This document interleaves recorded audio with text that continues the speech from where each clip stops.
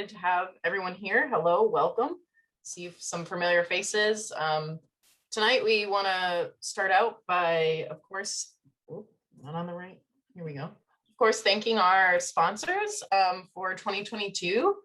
Lake Plato, Hill and Wilkinson, and Pilgrim. Hill and Wilkinson and Pilgrim are continuing sponsorship again from last year. So we just really appreciate their continued support. And I'm excited to do great things together this year. I'm Ashley Griswa, and I am the chair for 2022. And I am an architect at Lake Plato here in Austin. Josh, do you want to give yourself a little intro? Yeah, I'm Josh Ledger. I'm the chair-elect. Is that what? Co-chair? Co-chair is fine. Chair-elect is the AIA Austin term, but okay, yeah. Functionally, you're a co-chair. Yeah. And I work at Forgecraft Architecture in town, and happy to be doing this with y'all. Tonight, we're going to do like a really quick recap of what we saw in 2021, and then kind of walk through kind of who we are and what we're up to for the new year. So for some of you who've been with us a while, some of this will be redundant information about who COTE is, but hopefully there'll be nuggets that you'll find of new things that are coming up this year to kind of keep your interest. And then we're going to try to wrap that up in about a half hour and leave the end for kind of getting to know you all and introducing you all to each other and just having a conversation about kind of what you're excited about for the upcoming year and what you'd like to see COTE take on this year. So with that, I will say that we had a really great 2021. I don't think any of us were hoping to be virtual the whole year, but we were, and we still were able to do really exciting things. For those of you who weren't able to participate in many of the events, they've been recorded. That is a plus of being virtual. They're recorded and they're on our website. So please check it out. We had really great energy from our subcommittee leaders. We have, for those of you that don't know, we have an AIA 2030 subcommittee, which is led by Josh, an environmental justice subcommittee, which Jaime is leading, health and wellness committee, Christoph and Lauren have spearheaded that. Energy and building science, Christopher Ali. Design excellence, Bonnie has been spearheading with Kendall's help.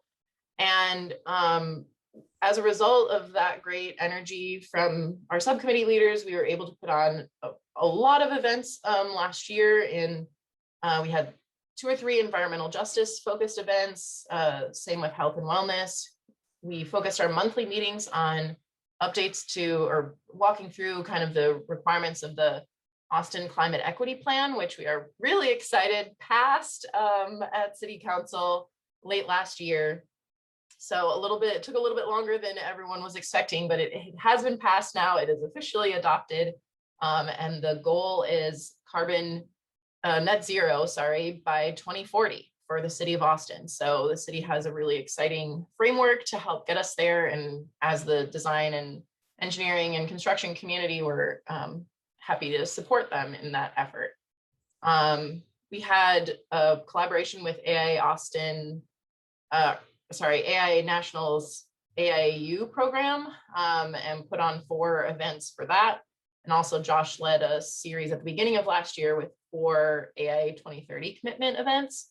And I'll talk about some of the other achievements of last year and kind of where those things are headed for this year as we go through the presentation. But again, you can find that content online if you're interested in kind of catching up. And of course, we want to say a huge thank you to Kendall, who has served many, many years, kind of giving herself to this committee and bringing it back to life here in Austin. And we're excited to have her here helping as a past chair, and her presence is still very much felt. So we just want to say thank you, Kendall, for a really great time as chair.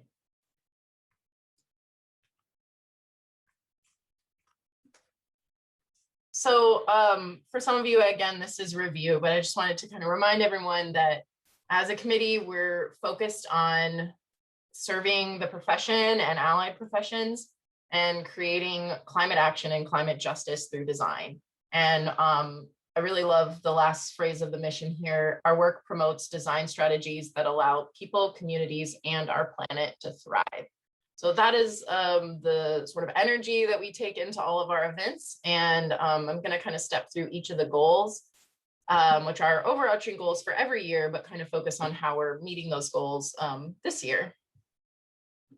So first, collaboration is going to be a big component of our work this year. We're starting conversations with several organizations within AIA Austin, Latinos in Architecture Committee, Design Voice, Urban Design Committee, and the Women in Architecture Committee have all already expressed interest in collaborating. And so we have meetings that are going to be set up next week and beyond to figure out exactly what those collaborations are. But we're really, really excited to be kind of co-hosting some sort of event throughout the year with these different groups, and also with NOMA of Central Texas. And I put the question mark in here because if anyone is affiliated with another group that is doing great work in that relates to our mission that you want to help us be a part of, we would love to hear that.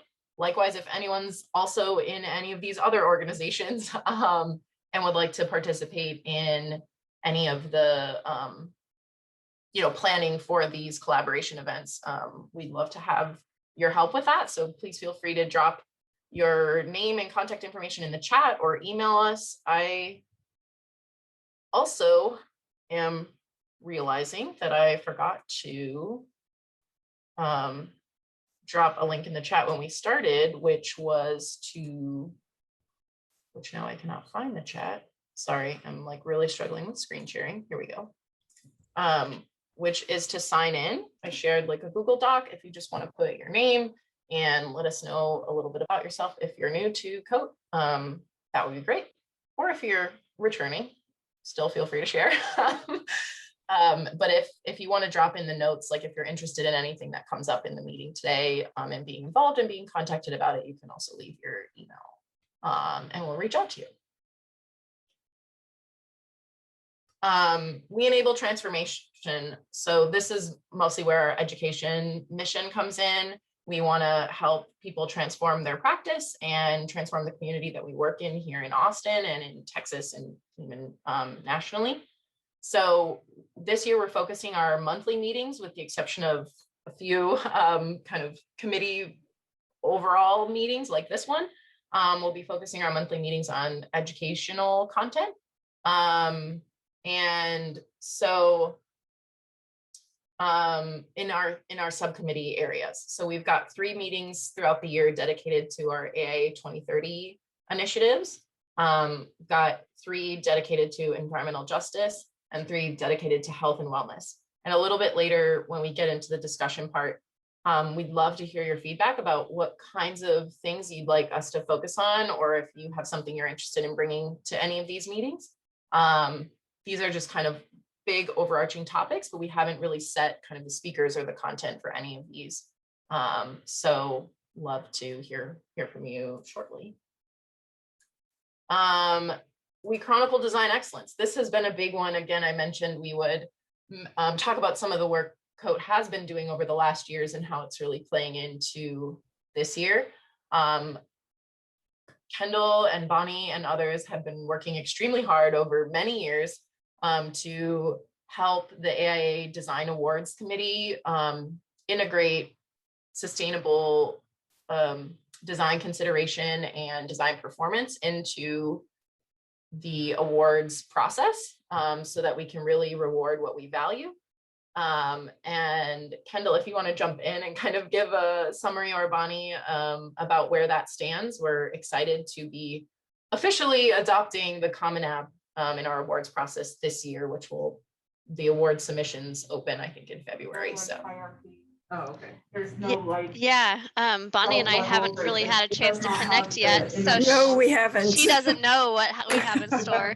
But but we have set up 2 dates, which are listed here, January 18th and February 22nd, and these are going to be open to all members all firms just are how invited to join to understand how to fill out the Common App, which is, like it sounds, a common application that can be submitted for the judges to be able to understand more content about the design submissions in terms of their sustainability performance, in addition to how we've typically judged in the past, which has been purely just aesthetic.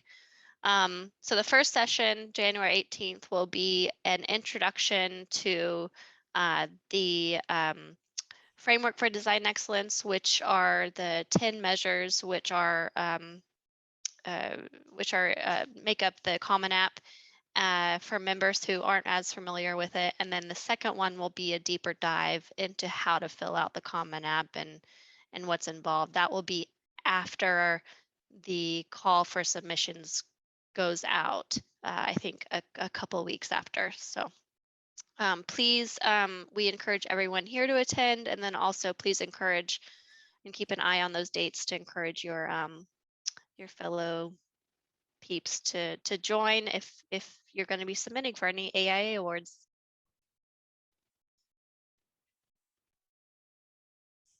Thanks, Kendall. Ashley, if I could say, Kendall, Yeah, that's please. awesome. That's really awesome. We did note, I noticed, and I don't think I ever emailed you because I was too busy, but the Green Awards, what is the Green Awards that happens through the Max Pot? Yeah, Austin Green Awards. Yes, the Austin Green Awards that does come out after the Design Awards. Their requirements are completely different than the Common App. I don't know if you saw that, Kendall, but it might be something that we can contact Gail and try to streamline this so that the Common App is used for the Austin Green Awards also. I know that Dirk Kenster is also involved in that, but I saw it and I went, my goodness, you can't use what you uploaded for AI Austin or even TSA because it was completely different. So we might take a look at that and try to help them also to get on the same page. I agree. That's a great idea, Bunny. Okay, thanks. And I will mention too that TXA, the Texas Design Awards, now requires a Common App too. So we're trying to get it in bite-sized pieces so that it is really a common app for everything. So yeah, good point, Bunny.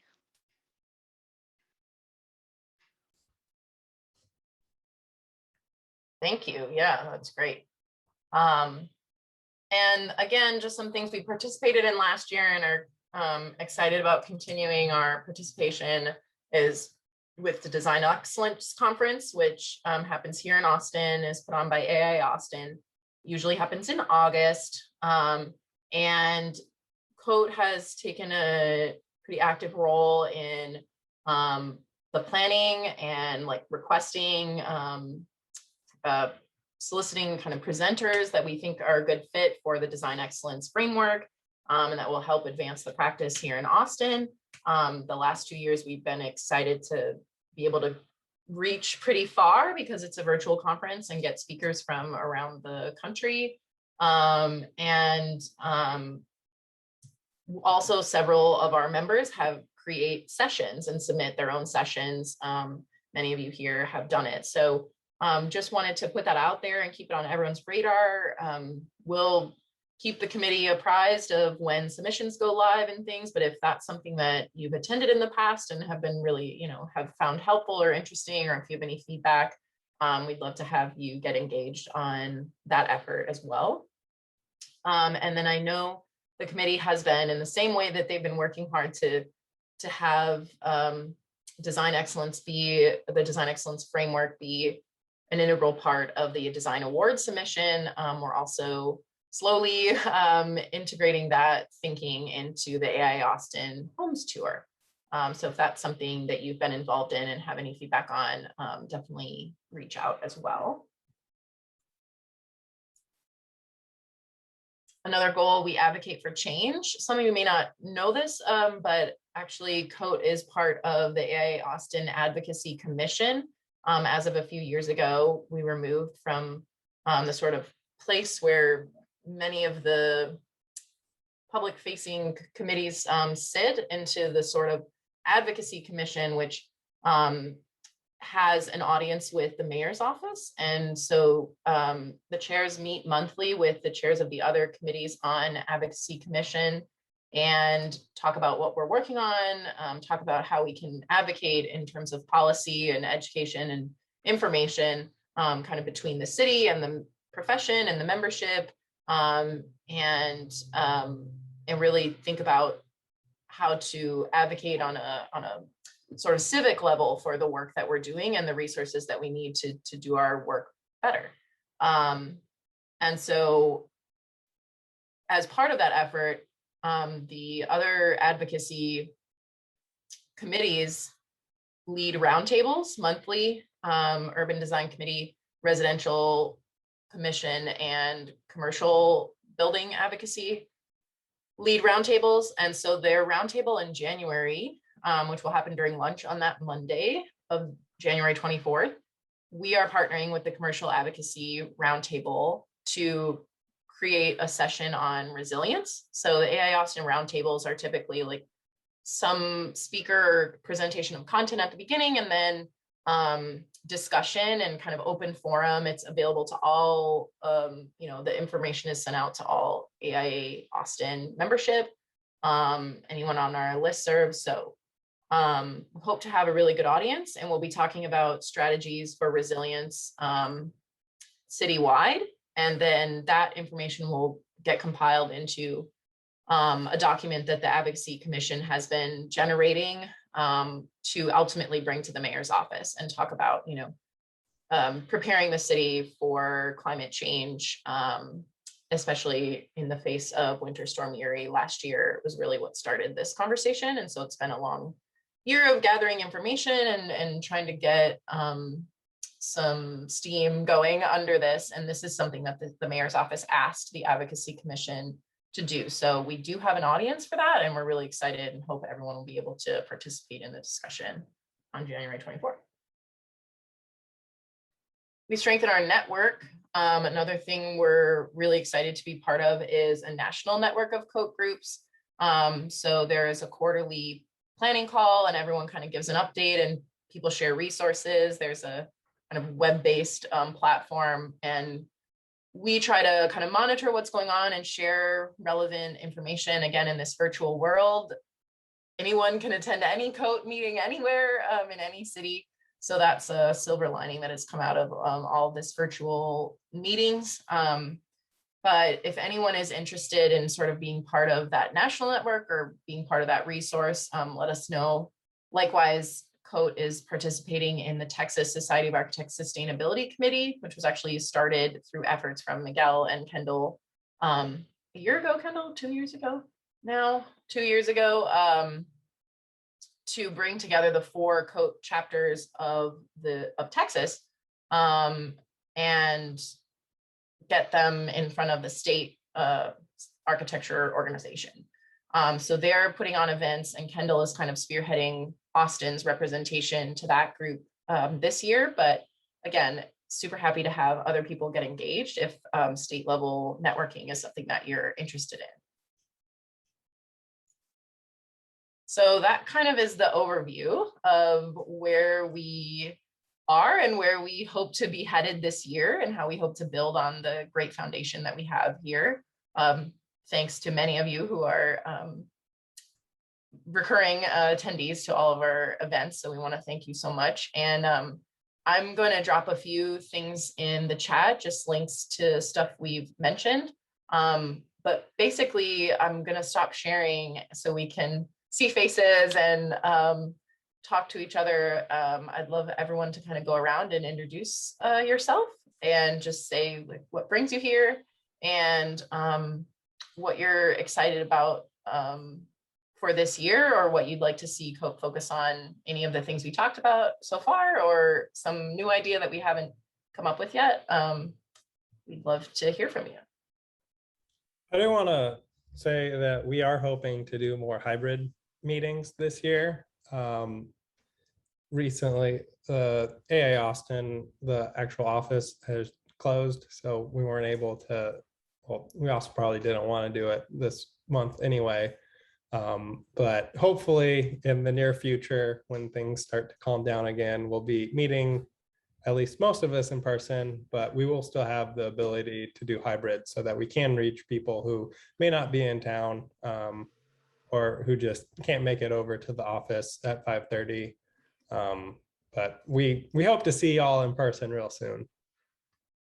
Agreed. Thanks, Josh. A great reminder.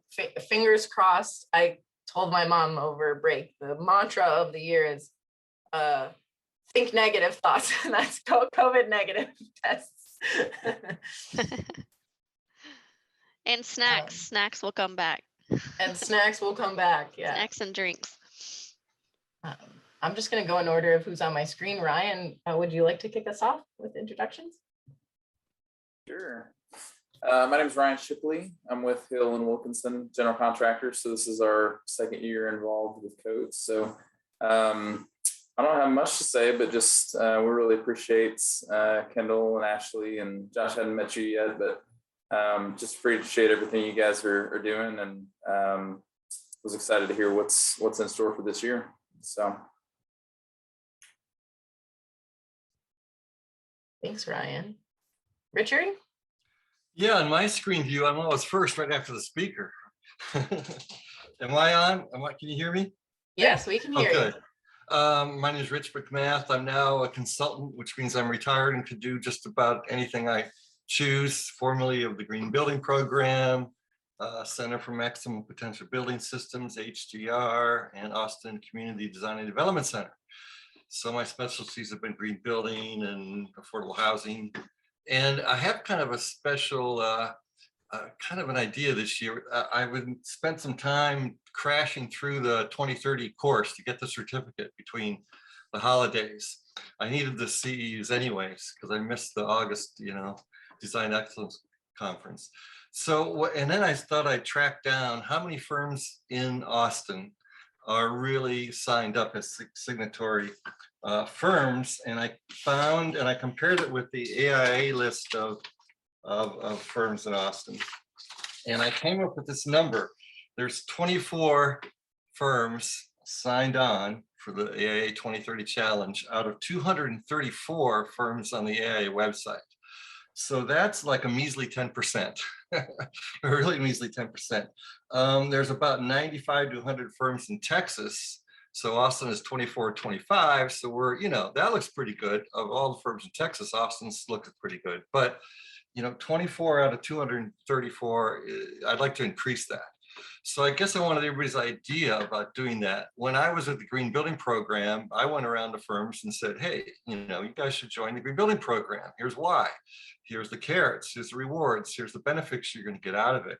And so I thought, does that fit under, Ashley, anything you mentioned, increased participation? We need more firms to participate, from one person sole proprietorships to the Genslers and the Perkins and Wills out there. So that's kind of one of my ideas for the year. Josh, Great. what was the number before you started the series last year in Austin? I think it was in the 18-ish round. So we added, well, Forgecraft wasn't formally signed up, so I signed them up once I started. Yeah, good going. They're on the list now. Well, I came up with I've gotten two firms to sign up, so 10% of the 10%. So 18 to 24, I mean, that's good. 33%. I will say at a national level, there's been a huge effort across all the different chapters trying to get people to sign on. So we've learned a lot through them. I think that part of the struggle is we have a lot of small firms, right? So we have to figure out how to get over that hurdle. And part of that has been trying to create some sort of mentorship program, which has just been a long time coming, but we're working on trying to create that, which hopefully we can kick off. We're going to try to schedule a Valentine's Day speed dating, sustainability champion speed dating event. But you can be a signatory without having to You can. And I think that's a misunderstanding on a lot of people's part is you're not, it's not, you're like, you're going to be penalized if you're not reporting, but. Yeah. Mhm. So the first 2030 event of the year I have planned is to do kind of a view of the national kind of the 2021 year in review for the 2030 commitment. And then also to have that be kind of a training session for reporting, just because the reporting deadline is, I believe, March 15th. So just to have whoever is kind of trying to report this year, to give them whatever tools they need to get that done. And then hopefully with us being hybrid or in person, the idea for the remainder of the 2030 is to actually do some site visits to either net zero or carbon positive / carbon negative, however you want to use those terms, projects around town. Well, I don't want to take up too much more time. We can talk about it later, but at least they could take the courses, you know. They can at least get the certificate. That's a no-brainer. That's CEUs. I mean, there's 10 hours right there. So you're talking about even small firms can do, right? You're talking about the AIAU courses, Richard? Yeah. Okay. Yeah. Did you find those helpful? I'm curious. Yeah, I did. I'm kind of well versed in everything, but I thought they were well organized. You know, they're all in the introductory level, but I thought for an introductory level course, they were good. Okay. Yeah. And at least someone in the firm is like aware of what's going on by taking the courses. Sorry, Richard. Yeah, thanks. That's fits in really well. I'm sure Josh will be reaching out to you. Yeah. Bonnie, let me know. Go ahead. Yes, I can go ahead. I'm Bonnie Gray with GSC Architects. It's been crazy. I've actually been the chair of COTE many years ago with Heidi Casper and missed it. I do just about everything sustainable, lead Austin Energy Green Building projects. I would suggest, you know, this whole crazy COVID thing, I decided last August or September that we were going to have host an in-house Austin Community College lead green associate class. And I did that. I authored it and talked with Andy Kim at ACC. I actually did that 5 years ago and it worked out really well, but we were able to get the people within the office, also some vendors to take the class. And it was very interesting and people were excited about it. We scheduled a tour. I was able to schedule the Q2 Stadium tour, which was just awesome. It was a beautiful, cool, sunny day, and they did a wonderful job. I actually got the lead checklist from Maria in Houston so that we could ask questions on, you know, one of their innovative points was beauty and design. And I said, just how do you get this? How do you document it? It was just really interesting. And the good thing about that was through ACC, we worked with the Texas Workforce Commission to register everyone. So everyone was able to take the course for free. It was really helpful and good camaraderie, and the tour was great. So I would suggest, number one, if we can do tours, that would be wonderful. Two, if we could do anything like a green associate class in place, that would be wonderful too. And also to make sure we get everybody on the same page with the common apps. Thanks, Bonnie. Next, go to Rebecca. Hello, my name is Rebecca. Let's see, I was involved in COTE a couple of years ago, but I've been away for a little while, so I'm back now and looking forward to getting more involved again. yeah, I'm excited to hear everything that's going on, that's in planning.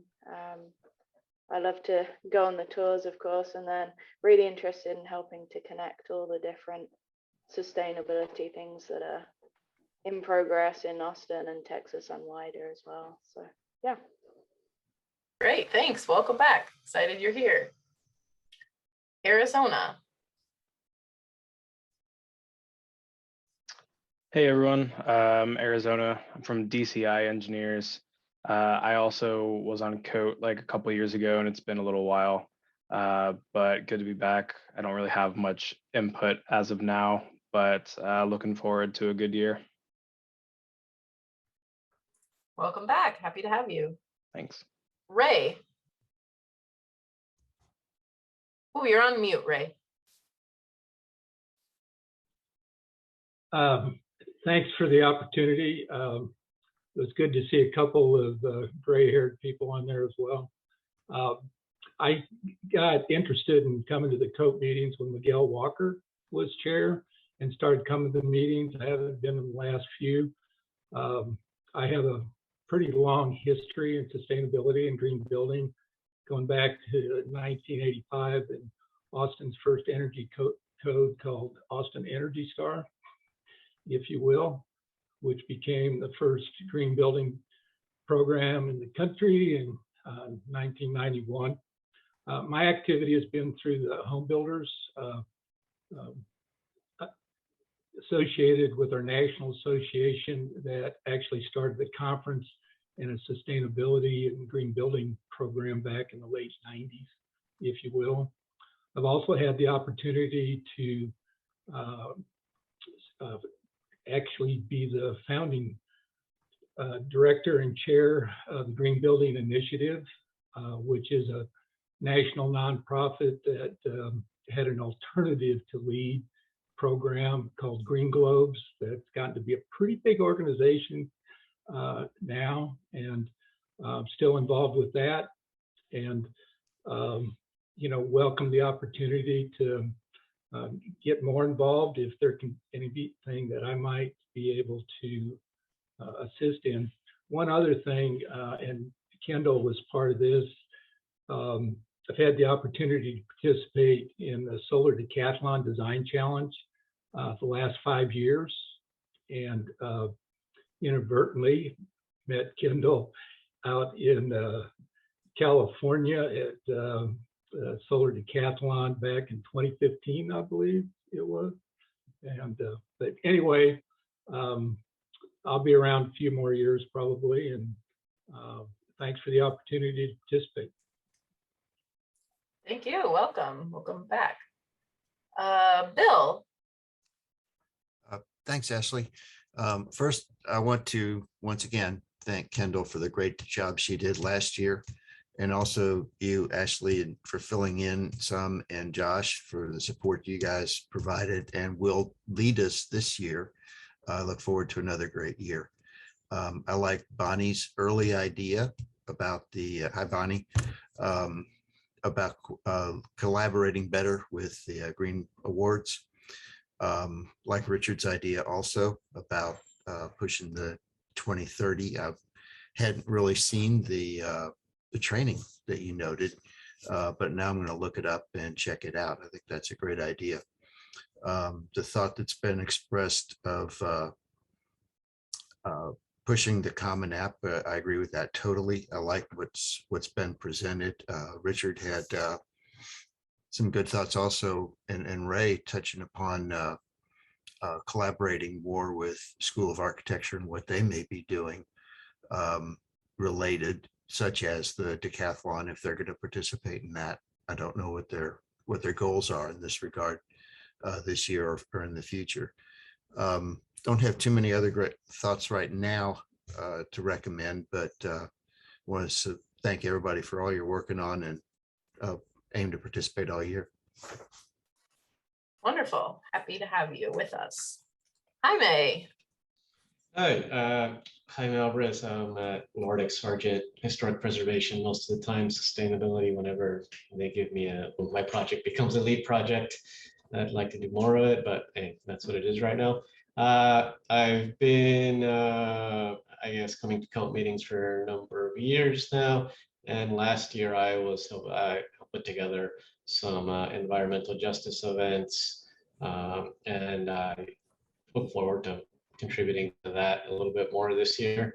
That climate justice, equity in practice, and subjects like that.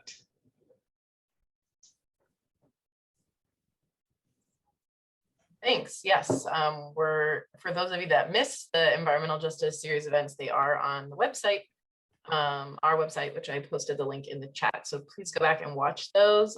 They were really exciting conversations, and we're very thankful to Jaime for bringing that content to the forefront in our committee, and looking forward to expanding that conversation with some of our collaborations this year too. Peter. Hi, everyone. Just been admiring your emoji frames. I don't know. You probably forget that you have those around your face, but they're a lot of fun to look at. Anyway, I am a co-chair with Julio Carrillo in the Urban Design Committee. And so I just joined the meeting to, I think I'm going to meet with some of you guys next week, a little more intimately, I guess, offline here, but I just wanted to plug in, and I'm with RVI. We're a landscape architecture and planning firm. So I just think we're looking for overlaps and collaborations with COTE on urban design sort of projects and how we can get together on those things. Do you have a cellist in the family? Oh, it's a euphonium. Sorry about that.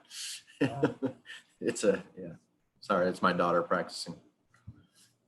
Yeah, I love it. It takes me back. If there were Zoom calls when I was in piano lessons, I think my parents would have had to build a second house. Good for you.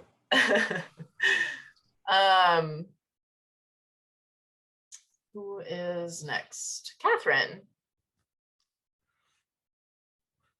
Oh, maybe she stepped away. Oh no, she's here. Yeah, sorry about that. I sound kind of hoarse because I actually did get COVID, but I'm on the way. I'm better. So I work with Austin Energy Green Building in the residential group. And what I'm most excited about this year, I talked about last year, which is the embodied carbon reduction plan that aligns with the city's goals in the climate equity plan. And so the main thing that we're working on starting this year is getting the concrete companies up and running with EPDs for their concrete. And what I hear is that there's already one that has them. And so hopefully more soon to follow. We have money to help make that happen, to smooth the way. So if you are working on projects where you're wanting to reduce your carbon, you can start calling around and find out who can help you to do that. And once we have those EPDs, you'll be able to find them all on the EC3, which many of you are probably familiar with from the session that Martine did last year. And as far as the Common App goes, as you all are aware, it's very commercial project oriented. And so it's hard to document what a residential project did by filling out the Common App. But if you do want to brag about what you did, we at Austin Energy Green Building Residential Group are here to help you to get through our program so that you will have a consultant who can help you to get to do all those things that then you can then brag about by filling out the app such as it is. And Mark can talk more about that. Catherine, just to chime in, we're having a meeting with the author of the Common App soon to talk about that concern. So we'll see how that goes. Wonderful, wonderful. May I interrupt briefly also? Catherine, in your conversations with any of the concrete firms, do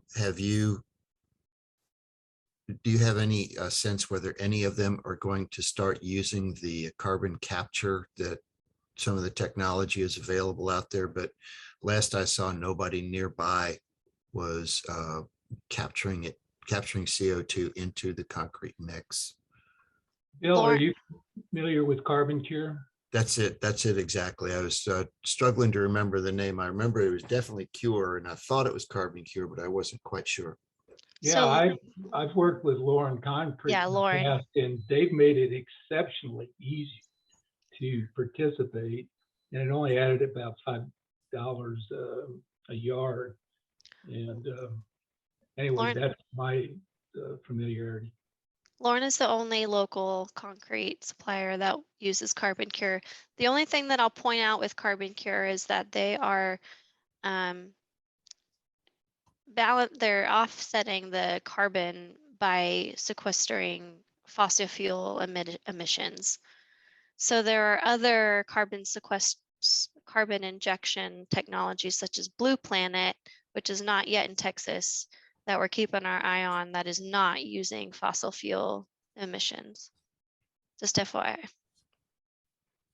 Yeah, so what you're really looking for is to find the EPD as opposed to just knowing about different technologies, because it would be possible to have a concrete mix that has Carbon Cure or maybe has fly ash in it. And so you say, oh, that's great because there's that reduction there. But that doesn't mean that the concrete itself has a lower GWP than the average concrete in Austin for that particular mix.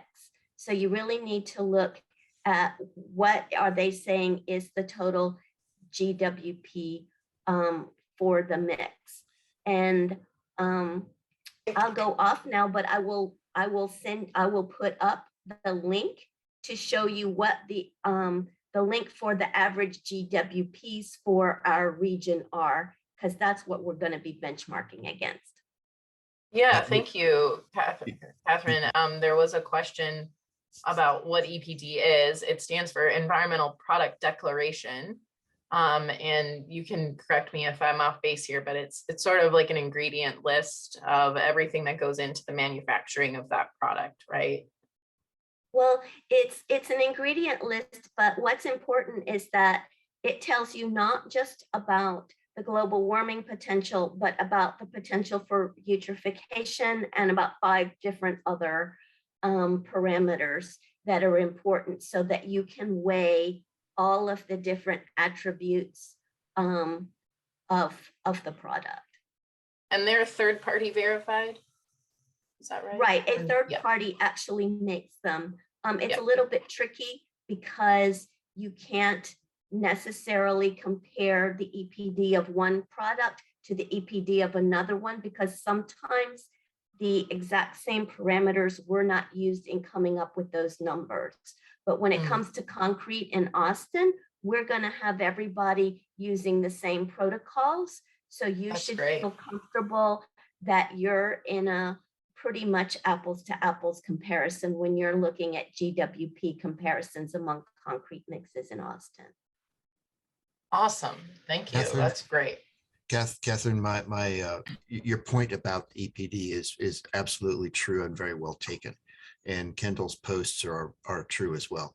The reason I asked the question was not as a substitute for the EPD, but is to try to promote something that would reduce the impact of the concrete, which is great as a building material, but not great in terms of its environmental impact. Just to clarify my question. I got a resource for you, Bill. Put it in the chat. Thank you. Great, thank you. Mark.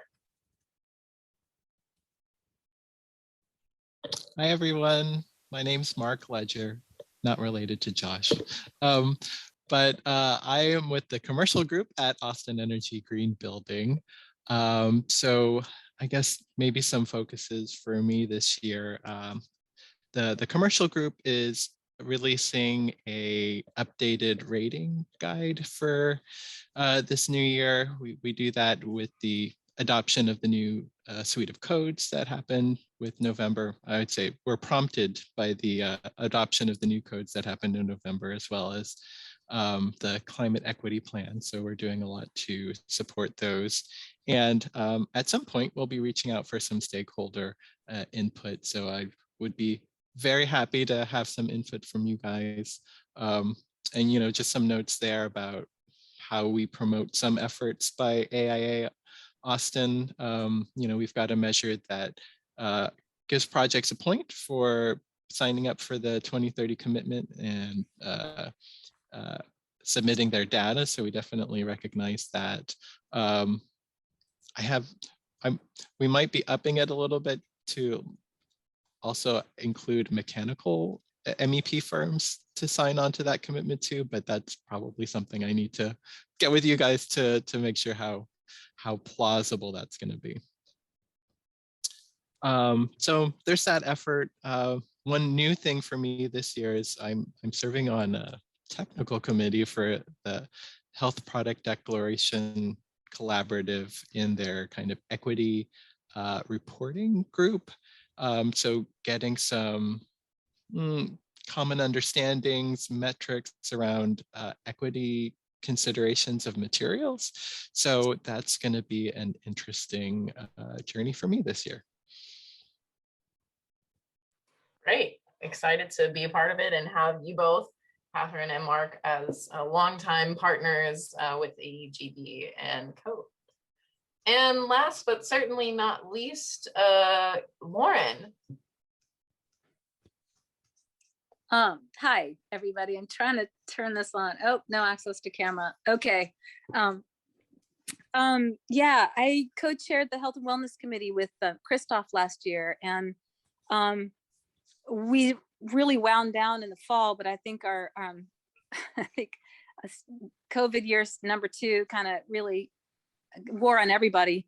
And I just, as I'm listening to all the exciting things everybody's talking to and just kind of nodding my head, I really feel like the work that this committee can do is really so applicable to AIA and just the wider world. And so I'd really just, I really look forward to us being able to really push ourselves more into the mainstream of what AIA does and really cross-seminate a lot and with what they're doing. And the Design Awards is one example of that, Common App certainly.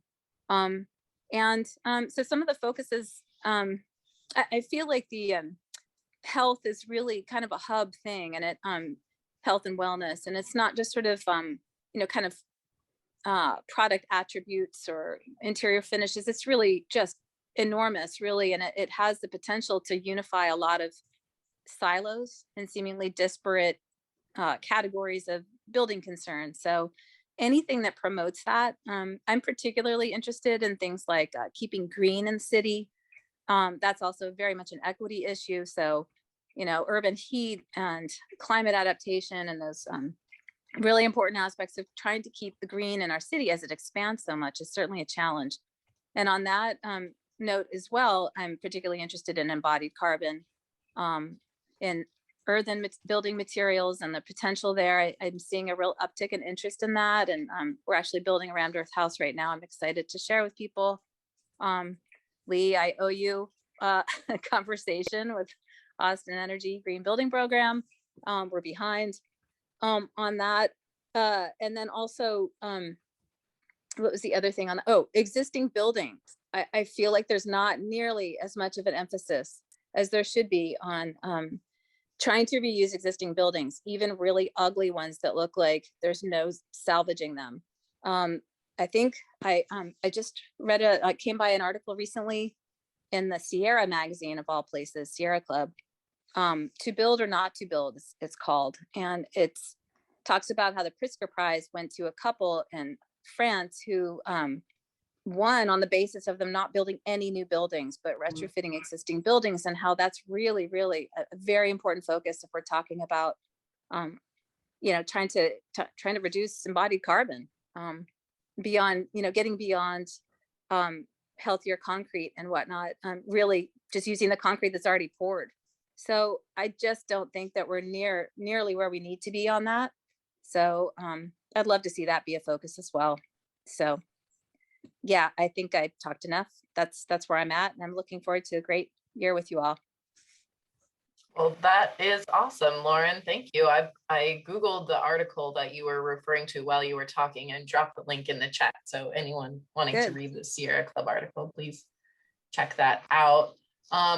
Thank you, everyone. This was great. It's so great to see many of you again and see some new faces, and I'm really excited for the year we have ahead, and for all of you to be as much involved as you want or are able. So please reach out with ideas if you're interested in hosting, if you have an idea but aren't sure how to execute it or how it might come together. That is what Josh and I are here for. So please, please, please reach out. And I will just leave us with a little reminder of what's coming up this month and into next month. So we have the first Common App workshop, which information will be becoming available about shortly. January 24th, the roundtable registration is up on the AIA Austin's calendar. If you go there, you can register for that. February 22nd, of course, the second Common App workshop, and our next meeting will be February 3rd. Hopefully a hybrid in-person meeting. Everyone keep your fingers crossed and do your COVID dance, or no COVID dance, as it were. So hopefully we'll be seeing some of you in person, but we will try to also offer it virtually to make it accessible to as many people as possible. Josh will be leading a discussion about AIA 2030. So more information will be coming out about that in the next week or so. And if anyone else has any final comments, happy to continue the discussion as well. But otherwise, we're just about at time, and we're excited for the year ahead and excited to have all of you here. Bring a friend who hasn't signed up for the 2030 commitment, and we'll force them to sign up while we're there. There you go. Thursday. Shouldn't be hard to find one since we only have 24 firms signed up. So it's open to both architects and engineers, so they don't have to be an architect. Yeah. That's a good message. Yeah, spread the word. Also follow us on our social media. I'm not super social media savvy, but that is one of my resolutions for this year to be more active on our social media pages. So please keep in touch. Of course, always AIA Austin's website and calendar has our events. And this recording will be posted on our website. So if we're trying to get someone to come who wasn't able to make it, please let them know. They can find that information here, or definitely join us for our next one. Thank you, Ashley. Thank you. Yeah, Happy New Year, everyone. Happy New Year. Year. Awesome. Happy New Year. Positive thoughts for no COVID. Negative thoughts. Yeah, there you go. Whatever it is, we want to